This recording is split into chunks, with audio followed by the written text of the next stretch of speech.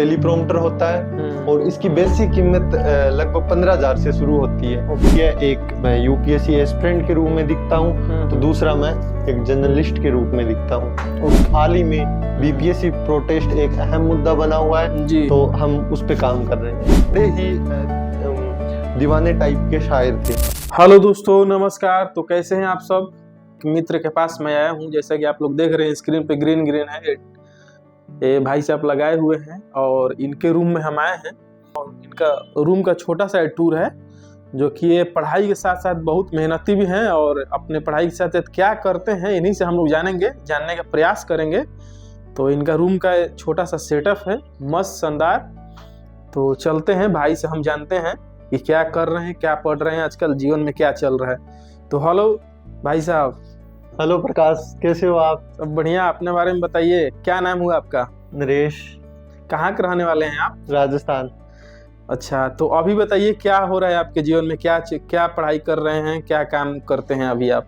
मैं UPSC aspirant हूँ और यूपीएससी की तैयारी कर रहा हूँ। और काफी टाइम से मेरे मन में एक अपनी पसंद का काम दबा हुआ था, जिसको मैंने दबा के रखा था और अब मैं उसको रोक नहीं पाया, तो अपनी पसंद का वो काम भी कर रहा हूँ। अच्छा। और मेरा सपना था कि मैं कभी न कभी जर्नलिस्ट जैसा काम करूँ। ओके। तो मैंने हाल ही में एक पब्लिक लेंस नाम से चैनल शुरू किया और उसी पे मैं काम कर रहा हूँ। और मेरी दिनचर्या 2 हिस्सों में बटी हुई है। एक मैं यूपीएससी एस्पिरेंट के रूप में दिखता हूँ, तो दूसरा मैं एक जर्नलिस्ट के रूप में दिखता हूँ। ओके, तो जो आपका ये चैनल है तो सारी चीजें कवर करती हैं, केवल स्टूडेंट का जो मुद्दा होता है उनको कवर करती हैं? नहीं, हम सारी चीजें कवर कर रहे हैं, लेकिन हाल ही में बीपीएससी प्रोटेस्ट एक अहम मुद्दा बना हुआ है जी, तो हम उस पे काम कर रहे हैं। ओके, तो मैं चाहूंगा नरेश भाई से कि अपने रूम का एक छोटा सा टूर दीजिए, खुद से जनता को बताइए कि अपने रूम में आप क्या रखे हैं। टेलीप्रॉम्प्टर के बारे में जैसा कि हम बताए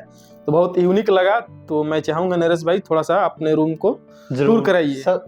सबसे पहले मैं अपने रूम का टूर कराना चाहूंगा अपने मंदिर से। वहाँ पे सरस्वती माँ विराज रही है और उन्हीं के पास है हनुमान जी। तो मेरे दिन की शुरुआत होती है योगा के बाद, स्नान करने के बाद इनकी पूजा से।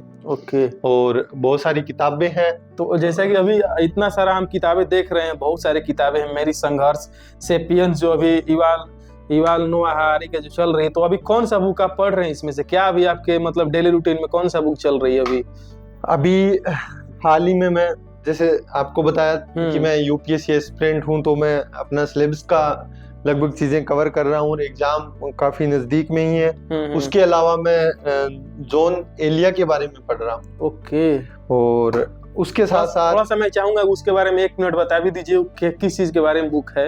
अच्छा, ये जो भी मतलब शायराना अंदाज के लोग हैं या नहीं भी है, वो सभी जॉन एलिया को जानते होंगे। और एक दौर था जब लोग उनके आसपास जहां वो रहते थे, वहां पे अगर उनकी पर्ची पे भी लिखी हुई कोई चीज थी, वो भी छपने लग गई थी। और इस तरीके का इन्होंने लेखन का काम किया था और बड़े ही दीवाने टाइप के शायर थे। और उसके अलावा मैं युवाल नोआ हरारी की होमो डेज पढ़ रहा हूँ। और अभी मैंने हाल ही में एक मीर तकी मीर की बुक खरीदी है, उसको मैं सोच रहा हूँ कि अपने लाइफस्टाइल का हिस्सा बनाऊं, पढ़ना शुरू करूं। अच्छा। और उसके अलावा मैं अपने सबसे जो इतनी सारी चीजें हैं मेरे रूम में, और चर्चा का भी विषय रहता है। अभी हाल ही में प्रधानमंत्री का बोले थे टेलीप्रॉम्प्टर बंद हो गया, तो कोई भी न्यूज एंकर के लिए हेडिंग का स्पॉट लेने के लिए एक टेलीप्रॉम्प्टर होता है और इसकी बेसिक कीमत लगभग 15,000 से शुरू होती है।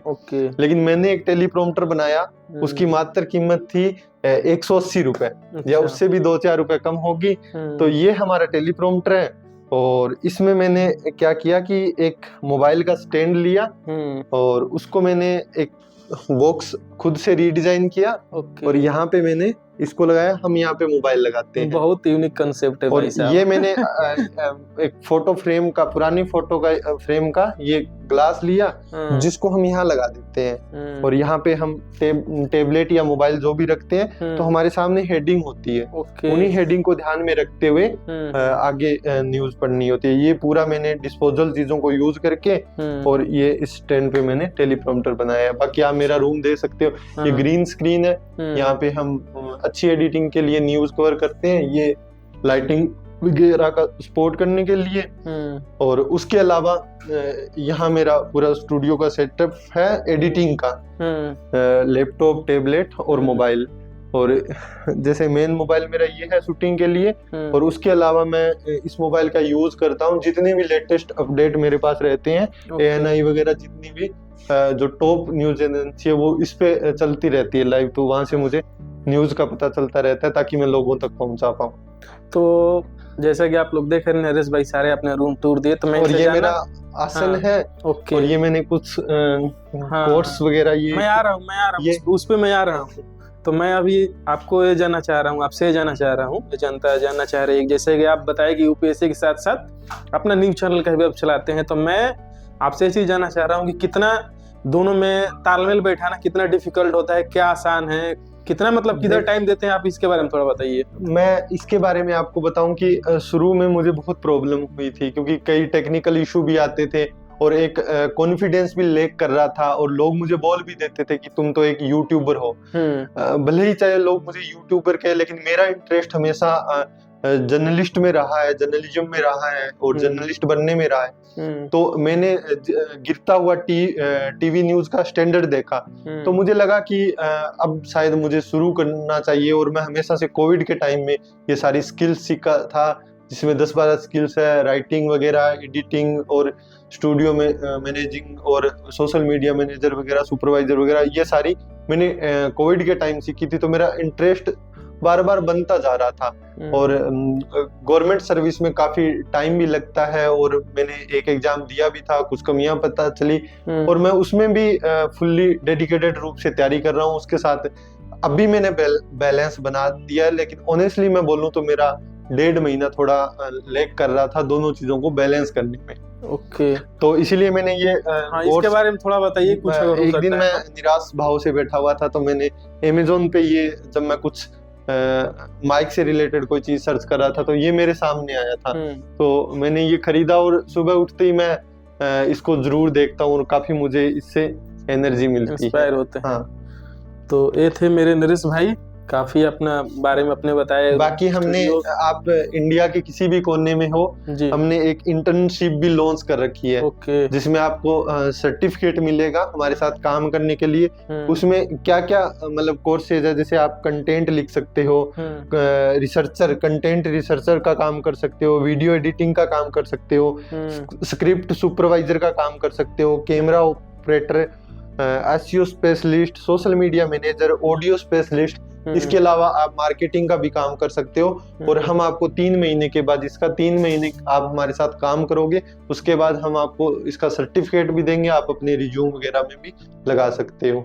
और मुझे थोड़ा बैडमिंटन खेलना पसंद है, तो मैं अपने साथ बैडमिंटन भी रखता हूँ। और ये मेरे कुछ यहाँ सिलेबस की किताबें यहाँ हैं, और जैसे कि हर यूपीएससी स्टूडेंट के रूम में बहुत सारी किताबें होती है, मेरे रूम में उतनी सारी किताबें नहीं है। उसका रीजन ये है कि मैं काफी डिजिटल रिसोर्स को काफी अच्छे से यूज करता हूँ। और आपको पता ही होगा, आपके साथ मैं पढ़ता था, तो मेरे सारे नोट्स वगैरह थे वो टैबलेट में ही मैं ज्यादा बनाना पसंद करता था, तो इस वजह से थोड़ा मेरे पास बाकी नीचे एनसीईआरटी वगैरह और ये फाइल्स वगैरह में नोट्स रखे हुए हैं। बस यही मेरी लाइफस्टाइल है, यही सारी चीजें। चलिए, लास्ट में आप संदेश दीजिए स्टूडेंट के लिए जो यूपीएससी के लिए प्रिपरेशन करना चाहते हैं, अभी पीटी के लिए लग गए हैं। इसी बात पे खत्म करेंगे हम लोग। उन सभी को मैं एक चीज जरूर कहना चाहूंगा कि आप अच्छे से डेडिकेटेड रूप से पढ़ाई करिए, लेकिन मैंने यहाँ देखा है तो उन चीजों को मैं कोट करना चाहूंगा कि आप अपने हेल्थ का जरूर ध्यान रखें। हेल्थ और मेंटल पीस का ध्यान रखते हुए तैयारी करें, और सिलेबस को रटे नहीं, इंटीग्रेटेड रूप में अपनी पढ़ाई को जारी रखें और अनुशासनात्मक तरीके से पढ़ाई करें। जैसे उसमें आपको सब्जेक्ट को जोड़ते हुए पढ़ना है और आपका इंटरेस्ट डेवलप होना चाहिए। जैसे मैं एक लाइन में अपनी बात खत्म करना चाहूंगा, जैसे आप कोई भी सब्जेक्ट है, जैसे जियोग्राफी, हिस्ट्री या इकोनॉमी, इन सभी को आपस में कनेक्ट करते हुए पढ़ते चलें। चलिए, बहुत बहुत धन्यवाद थे हमारे नरेश भाई, फिर कभी मिलते हैं। थैंक यू सो मच देखने के लिए।